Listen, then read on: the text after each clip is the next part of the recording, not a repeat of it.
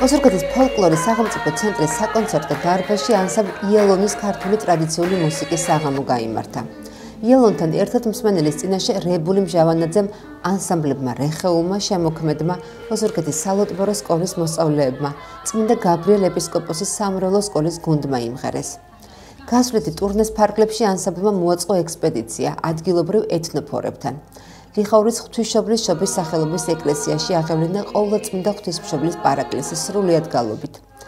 ანსამბლ იელონთან ერთად მსახურებაში მონაწილეობას იღებდნენ შემოქმედის ეპარქიის სხვადასხვა ეკლესიის მგალობელთა გუნდები და ოზურგეთის სალოტბორო სკოლის გოგონათა გუნდი. ღონისძიება საქართველოს კულტურის სამინისტროს და ანსორ ერქომაიშვილის სახელობის ფოლკლორის სახელმწიფო ცენტრის მხარდაჭერით გაიმართა.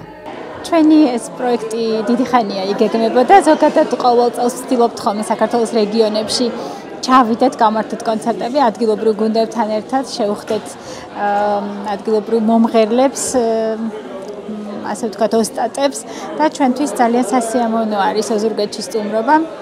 ვინაიდან აქ რაღაცნაირად განსხვავებულად ჩქეფს ხალხური მუსიკისადმი სიყვარული და ბუნებრივია მსმენელიც უფრო მომზადებული არის, ასე ვთქვათ, ჩვენი შემოქმედების გასაზიარებლად და ძალიან გვიხარია ხოლმე თქვენთან სტუმრობა. რაც შეეხება პროექტს, ეს არის მიგით მეორე გასვლა. აჭარა იყო ჩვენი პირველი რეგიონი, ამის შემდეგ სამეგრელოში მივემგზავრებით და გავაგრძელებთ მოგზაურობას საქართველოს სხვადასხვა კუთხეებში, რაც ბევრად მნიშვნელოვანი გუგონია, ვიდრე საზღვრებს გარეთ ჩვენი შემოქმედების პოპულარიზაცია, ვინაიდან მთავარია ჯერ შენ ხალხთან იყო ახლოს და იქედან იღებდე მნიშვნელოვან საზრდოს და ეს იმედია გაგრძელდება.